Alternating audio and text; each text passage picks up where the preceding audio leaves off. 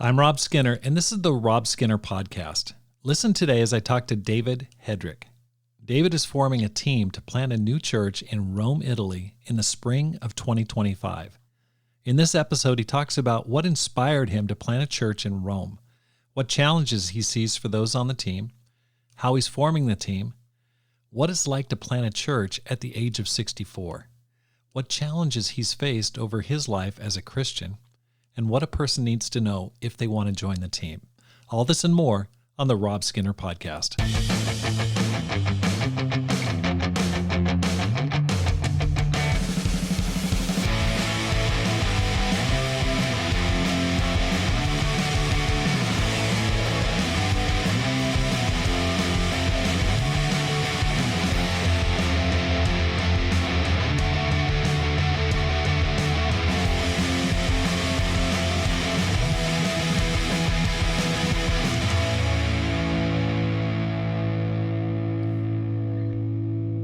Welcome back to the Rob Skinner Podcast. My goal is to inspire you to live a no-regrets life, make this life count, and multiply disciples, leaders, and churches. I want to give a shout out to Melanie Yu. Melanie has been a supporter of this program for several years, and she recently helped support the program with a generous gift, and I really appreciate her support and encouragement, and it's made such a huge difference in keeping this program going. If you'd like to help support this program, I'd like to ask you to make a gift. You can just go to the show notes. There's a link there to, it's called Buy Me a Coffee. You can help support the program that way. Thank you so much for that. David, welcome to the program. Thanks, Rob. Good to see you. Good to see you again. Good to see you too.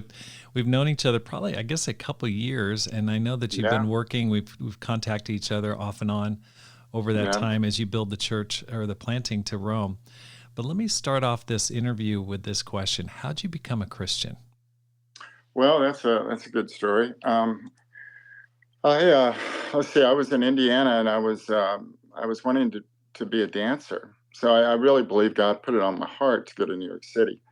So I went to New York City. I met a mutual friend from Indianapolis who became a Christian a couple years before I got there. And so we were going to a show at the Metropolitan Opera House, and we saw her. She was ushering, and it was like, "Hey, Maria, how are you? ¿Cómo está?" and all that. And she said, "Hey, how are you guys doing?" So we had some, small talk there, and then she invited us out to this group of friends that was meeting on Thursday afternoon. She didn't say it was church. She was like, "Yeah, you should come out. It's at 2:30 Thursday afternoon.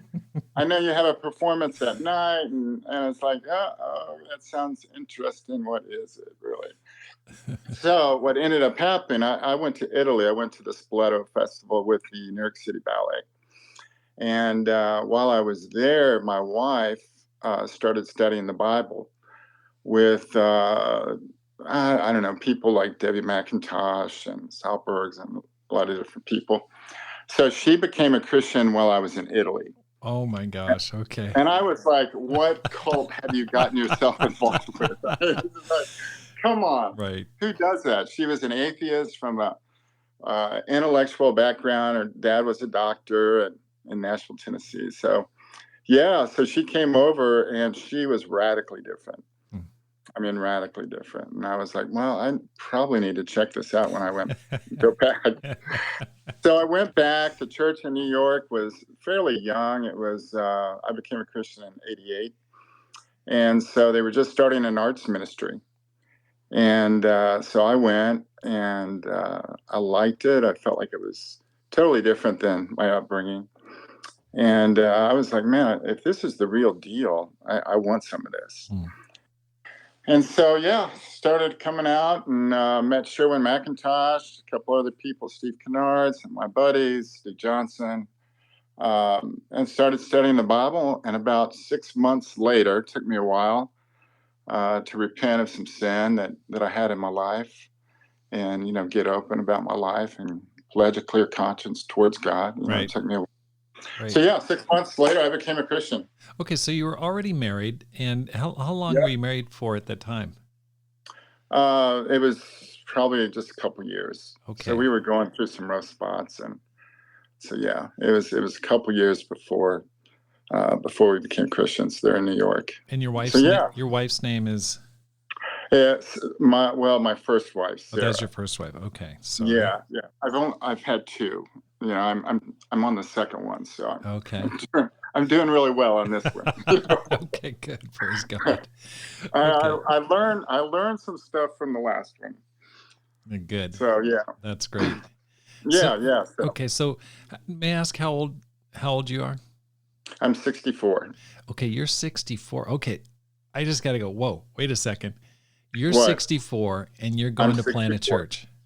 Yes, next year. I mean, you look fantastic. I mean, to be honest with you, you look like you're in an advertisement for, how to get shredded in your 50s or something like that. Oh, please. You are looking really, really fit. That's awesome. I hope I look like you at your age. Well, that's kind. You're very, very kind. Part of it is I have to stay fit because when I came back to church, I got remarried, and I have a 6-year-old son. So you can do the math. You have a 6-year-old son now? Yes. This is getting more interesting by the minute. So yeah, here it is, Rob. Here it is. I have a 6-year-old son. I adopted a girl from Shanghai. She's 24. Okay. My eldest son is 31.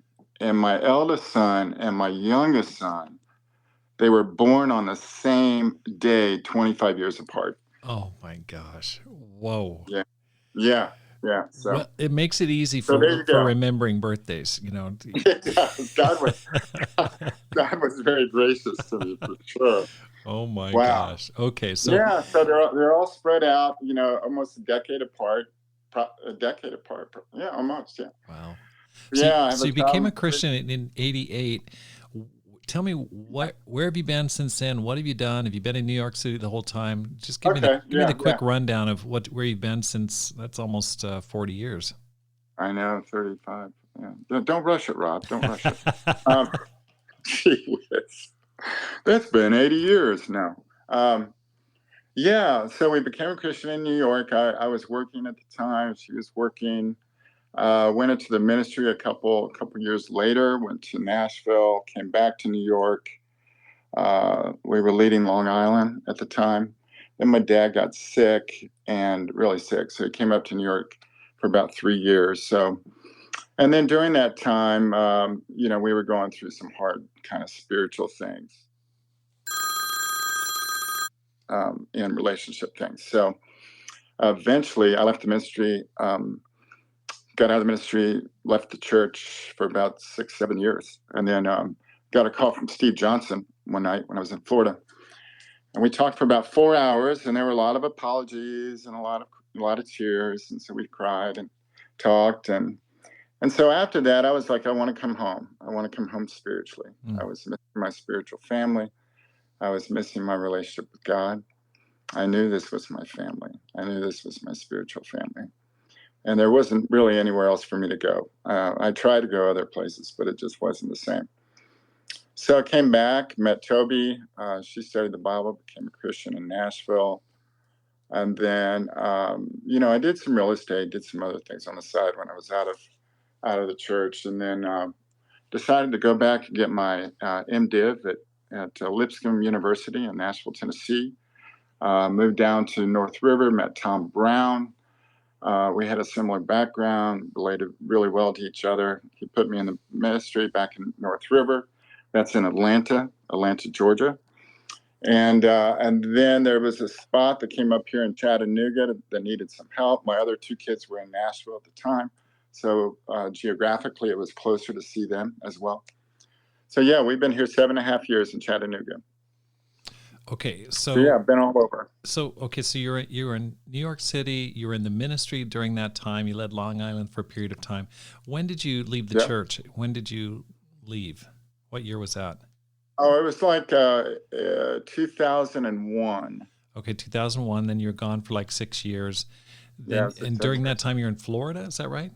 Yeah, I was in Florida.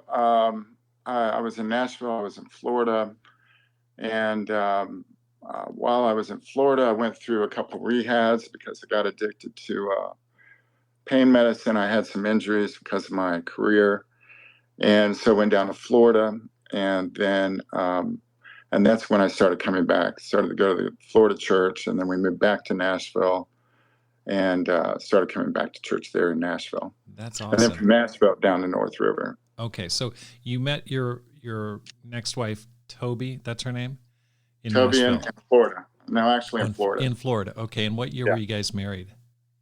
2000. Oh no, Rob, why did you ask me that? I'm not going to let Toby see this. 2000. What is it? 2004, 2012. Yeah, It was a memorable year. It was totally. Now you're a I remember it like it was yesterday. You're a dancer by trade, right? Isn't that your original calling? Yeah, dancer by trade. Graduated from the Juilliard School of Music. Oh my gosh! Wow. Yeah, so that's where we became Christians. We started a Bible talk there at Juilliard, and it was extremely fruitful. And then after that, went into the ministry, and then went to Nashville and kind of reworked the church there in Nashville, and started an arts ministry there, and it went from like 18 to 100, like in 3 years. Wow. It just exploded. We had so much fun. That's crazy. Juilliard, I mean, wasn't there a TV show? Wasn't it called Fame, or a movie about people who are going to Juilliard? Yeah. Oh, yeah. It was, and it's almost just like that if you ever seen the movie. And, there were so many shows, especially, I know I'm dating myself, during the 80s, there was Flashdance. There's so many shows about dancing. I know. I don't know why. The 80s was about putting on dance shows. That's awesome. Okay, that explains your fitness. Okay, and your appearance. Okay, got it. All right. So you're used to being in front of people. You like to entertain. That's awesome. Okay, so you've been married to Toby for 12 years. You have a 6-year-old son. Correct. You got it, Rob. Good job. Okay, trying to keep it all together. I know it's hard. It's hard to keep it all together for sure. Well, thank you for sharing all that. Now, what in the world got you interested in Rome, Italy? I mean, you've been in New York City, you've been in the Southeast. Rome? California. Rome. Like I said, when I was in my 20s, I visited Rome quite a bit. Visited Italy. Fell in love with the culture, fell in love with the people, fell in love with the language, and of course the arts, the history. I'm a big history buff. I love history. So I really fell in love with the country, the people, the language, the music, the arts in my 20s. And then when I became a Christian a few years ago, I just started praying. I was like, God, I want to do something. I want to do something different with my life. I feel like you have a calling on my life, and I feel like you have something else for me to do. I know I'm a little bit older. I know, I know people my age are retiring and buying a house by the lake, but that's not for me. I don't think disciples. It's not to say you can't have a house by the lake, but as disciples, we have that calling upon us to make disciples. Okay, so let me just ask you some questions. I mean, first of all, you're right. Most people at the age of 64, the Beatles wrote a song about that. When I'm 64, I know it's a very popular age. Most people are shutting down the store. They're pulling the blinds down. It's time to buy the RV to travel the U.S. To go to Costa Rica and stay for a couple weeks, not to plant a church. Yeah, not to plant a church. Now there's some Old Testament guys that You're taking it totally. We're talking Caleb. We're talking Moses. Oh yeah. They have a few years on me, but yeah, we do have some examples, right? There's a few. I mean, I love the attitude, but how do you get the motivation? I mean, where's the energy coming from? Well, I just feel like it comes from my relationship with God. Okay. I feel like that I think God put something inside of each one of us to do something great. And it might be here in the United States, it might be international. But for me, if I don't listen to that urging, if I don't listen to the push, that's when I get old. Mm. That's when I get stale. That's when I feel like life is, the shadows are coming into your life. Yeah. But yeah, I just think it comes from staying on the team and staying on the field and digging into your Bible and digging into prayer and what does God want for me to do? Not That's what awesome. David wants, not what David wants to do, but what does God want me to do? Okay.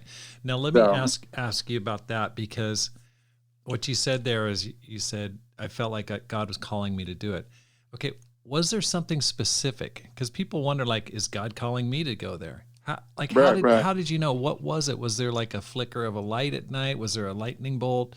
Was there some type of event? Was there a thought that came into your mind? What was it when you go, I got to go to Rome? Well, that would have been cool, Rob, to see Jesus on the road to Damascus. But That's right. but like I told you last year or the year before, I was just praying one day, and the thought came, like, what about Rome? You want to do something different and impactful with your life. What about Rome? And I said, well, what about Rome? And so I started to investigate. There was a girl that was baptized when I first became a Christian in the '90s, who went on the mission planting to Milan, Elisa. And so I made a few phone calls, contacted her, and then she had a dream for Rome. There's been a lot of people dreaming to plant a church in Rome for years Right. upon years upon years. And those people have really come out of the woodwork. You asked me earlier about where did I get my referrals, but I think God has just put it on people's hearts.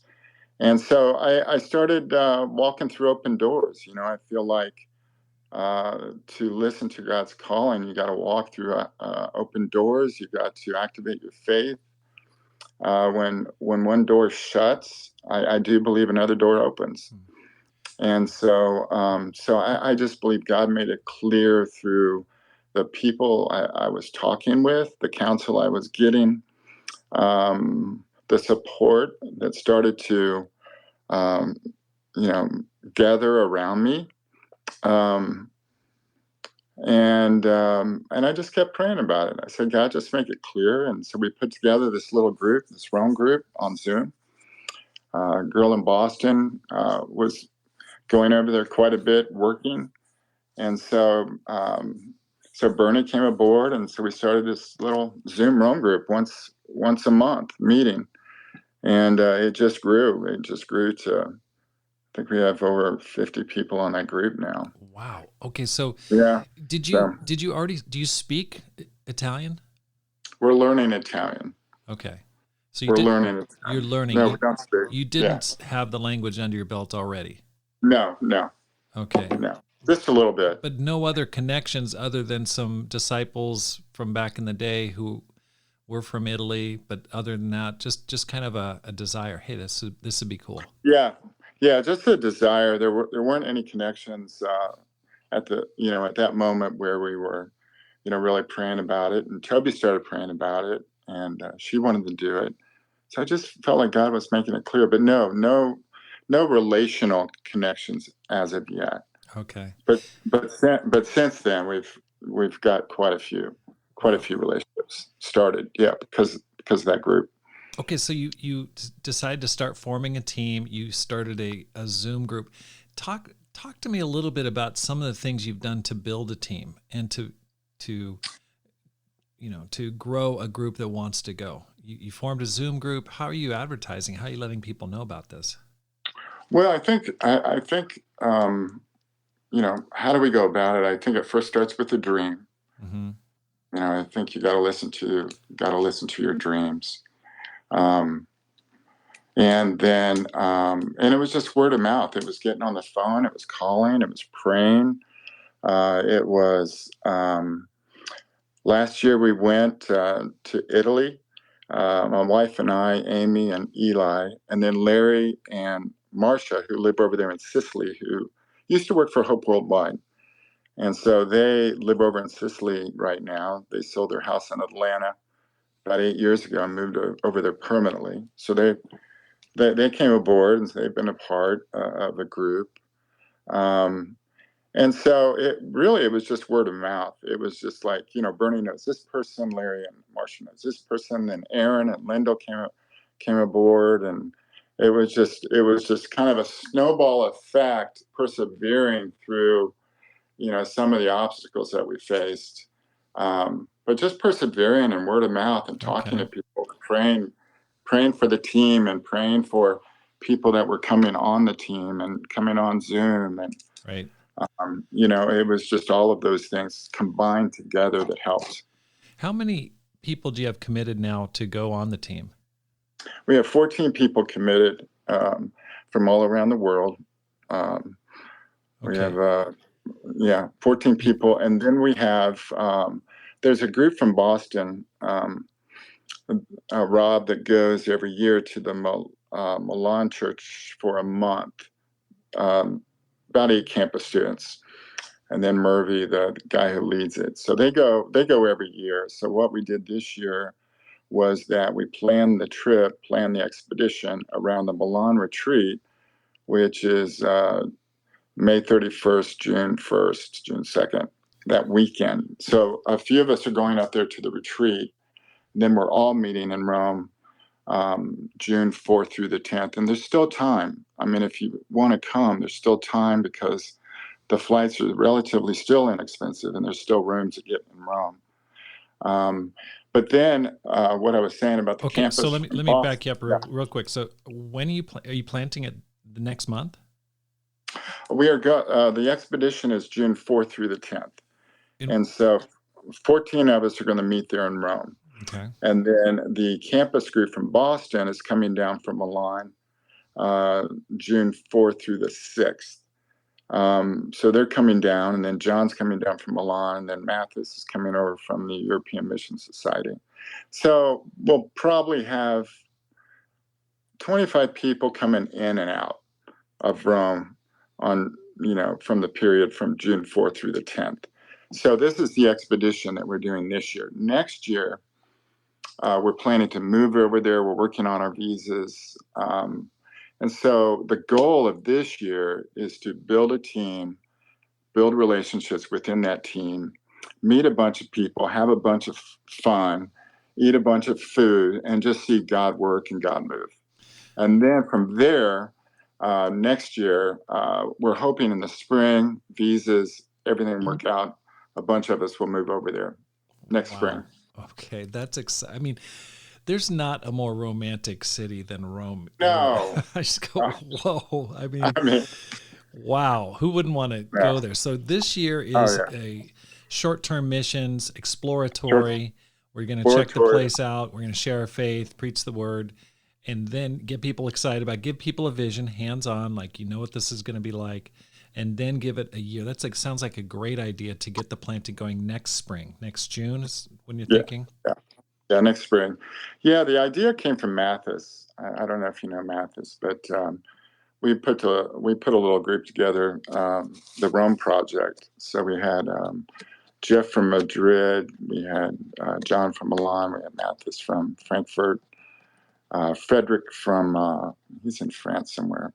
So we were talking about what would be the best plan, and they did something like that in Frankfurt. Mathis got a few people together, did kind of an expedition, and then the following year, they went ahead and planted the church. I think if you plant the dream, if we can just get a hold of those campus students and plant the dream of seeing God work in Italy, and then the people that are coming from all around the world internationally, the 14 of us, just getting to know them, build family, build relationships, meet some people in the neighborhoods that we're looking at to start. Visit a few schools that we're visiting a few schools while we're over there. So that's the goal. That's the goal this year. That's so awesome. Okay. Yeah, we're excited. Now, I mean, Rome, I mean, so many historical milestones there. I mean, it's got so much religious history there.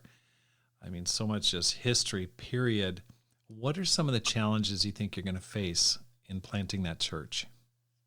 Well, there'll be quite a few, but I like to think of challenges as opportunities. There you go. Of course. That's spoken as a true planter right there. Oh, is it? Okay. That's kind of how. Eternal optimism. I love it. Okay. Well, um, that's how I think about life. I just think that that's the way God works. The obstacles, of course, would be the language. There's going to be a language barrier. We're going to have probably 4 or 5 people that can speak fluent Italian on the team. And then I don't know about the campus folks coming down, but I think the language is going to be one. Just the Catholicism, how thick it is to be Roman, is to be a Catholic, basically. 89% of the population in Italy claim to be Catholics, but only about 27% go consistently. The mean age of men in Italy is 50 and above, which is interesting. Wow. Yeah, that's kind of fascinating. Well, you're gonna fit right in. Oh yeah, I'm totally there. I'm perfect. I'm perfect for the team. God has designed you for this mission team. This is awesome. Hey, for all you late bloomers out there, you can still do it. I love it. But yeah, just I think those will be probably the two. And then you have, just the politics and the red tape when it comes to visas, and you have to jump through a lot of hoops. It's just a lot of hoops to just think about. Moving over there, you can stay 6 months without a visa. So we're hoping that we're going to have people come over for 6 months, 3 months at a time, and then try to get some folks that will do a 1-year challenge, and then maybe some folks that come over on a student visa. The university there, right downtown Rome, is a population's 120,000 students. That's a big campus. So we're hoping that we can get some campus folks out, get on a student visa, which is the easiest visa to acquire. So I think those will too, and I think just being lonely. You're 6,000, 4,000 miles away from anything that's familiar to you. Right. But it does have a tendency, I'm assuming, to bond the group that's over there, because you're going over there for one reason. Yeah, it's beautiful. Yeah, it's amazing. Yes, it's historical. Yes, every moment's exciting over there. But you are a long ways from home. And so I think those 3 things I've been thinking about will be challenging. Yeah. My parents a little bit older, and, just, all those things. Yeah. Now let's talk about money.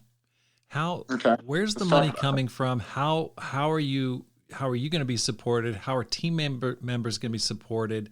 How are you getting the team over there? There's a lot of money involved in a planting. You got to get new housing. You have to find a new location. You have to get some basic equipment, some simple advertising, marketing stuff. Where's the money coming from? Well, I haven't read your chapter on from your book. I do have your book, though. I was going to read that chapter so I could answer this for some kind of intelligence or education. But as of now, all of us are self-supporting Go-Over this year. I know some people have raised some money. I've gotten some very generous sponsors this year. Awesome. Yes, to go over there. So that's been exciting. So everybody is self-supporting this year. Next year, probably what's going to happen is Toby will keep her job. She works remotely right now. She works for a law firm in Atlanta. So we'll see how the hours work out. But they said she could still work remotely from Italy, so that would be cool as a starter. I would like to personally maybe work part-time in the ministry and then part-time at a university teaching dance. And so that would be ideal. Right. So that's where that money would come from. Aaron and Lyndall, who are planning to move over, he has a remote job. He's an IT person, so he would be keeping that job. So far, we don't have any financial. We haven't really knocked on too many doors as far as financial backing for the team next year. Although we will. I know North River has said they would like to support the planting next year, or part of it, or half. Whatever that looks like, whatever we need. But yeah, I think it will be through private donations and a few church organizations, and possibly the EMS. Right. Okay. I was going to ask about the European Mission Society. Have they offered any commitments of financial support to help you? Not yet, but they are thinking about it. It wasn't on their top 10 list as far as planting Rome, because I know they're working on other plantings over there, supporting, encouraging, building up what's already been planted. But since this whole Rome expedition and Rome planting has come, basically been put on their table. Yes, they're in the mix. Let's just say that they're in the mix. I don't want to overstep. Sure, of course. But yeah, they're in the mix. They're definitely in on the planning. They're supporting. They're praying. They're coming down to join us. So I think they want to just see the team. I think they want to see Rome. I think Milan is the same thing. We're wanting to work very closely with Milan and get some. So they will be help planting the church. So that's part of the reason we're going up to the retreat before the expedition, is to build those relationships. We have a meeting with the leadership team next Friday there at the retreat. So just building those relationships, I feel like, is very important at this stage. Oh, yeah. Man, big time. Right. Well, you know better than I do. Absolutely. Well, I think it's just awesome and exciting what you're doing there.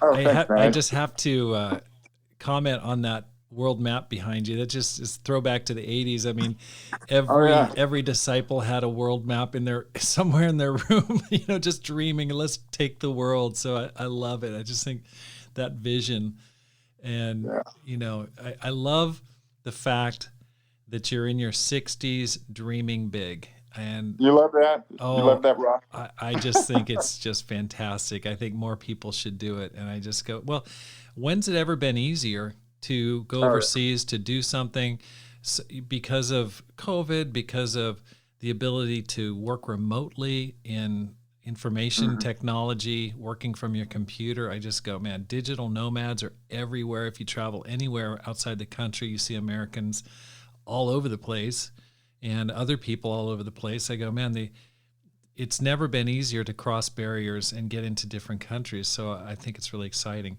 That's encouraging. Oh, absolutely. Yeah. What would a person need to do if they were interested in joining you? Well, definitely give me a call. My phone number is 615-828-1236. My email address is David E. Hedrick, Hedrick, @yahoo.com. You can find me on WhatsApp. You can find me on Instagram. You can. So I think those would be the best way. Okay. Text me. I'll put all of those great, numbers in the show notes so you can find those. Awesome. What advice would you give to a person who wants to make this life count? Well, I think follow your dreams. I mean, I think you got to follow your heart. I think you got to, I just think you can't be afraid of getting out of your comfort zone and doing something different. I think you need to believe that God is not done with you yet. God has great plans for you. Our theme scripture is Ephesians 3:20, that God can do immeasurably more. He's able to do immeasurably more than we ask or imagine. Right. And just really believing that and then acting upon that. I think fear stops us from doing a lot of things. Yep. Not believing that God is going to be with me, or not believing that God is Well, how do you know that God's with you? Well, uh, just read your Bible. Just meditate on those scriptures. Meditate on those scriptures that you find in Romans 8 and Ephesians 3:20 and Psalm 27 and Psalm 18 and all those scriptures that really encourage us that God's not done with us yet. That's right. And that's exciting. It is very exciting. And it reminds me of my favorite poem, and it's written by Alfred Lord Tennyson called Ulysses. And in that poem, I've actually have a poster right here in my room, and it's always inspired me, but even more as I get older, because it's basically saying it's written by Ulysses, and he talks about returning after 20 years of war in Troy and then trying 10 years to get back to his hometown in Ithaca. Finally gets there, then he realizes he's built for adventure. And so he spends 3 years at home, and then he decides it's time to set out. And so he talks to his men and he says, let's get in the boat and let's go out and make a difference. We're not what we once were, but that which we are, we are. Oh, I love that. And it really inspires me. And I feel like you're doing the same type of thing with the same spirit that Ulysses had there in that poem. So I want to wish you all the best. Thank you, David, sir. and all the support I can give you. And let me know what I can do to help. And if you need to reach David, I will leave the information on the show notes. So thank you so much. Okay. Thanks, Rob. Love you. Thanks for listening. Here's how you can help support the program. First of all, let your friends know about it. Secondly, read and please review one of my books, either How to Plant and Grow a Church or Courage, How to Make This Life Count. You can find them on Amazon. And if you've already read one of those books, I'd really like to ask you to take the time to go to the website and just hit on the review and just write a review. It makes such a difference. There's just so many encouraging reviews already, but I'd like to get more so people can find the books. Also, you can support the program directly by going to the show notes, and there'll be a link there for how you can support the program financially. Thank you so much. Because my goal is to inspire you to make this life count, live a no regrets life, and multiply disciples, leaders, and churches. Have a great day and make this life count.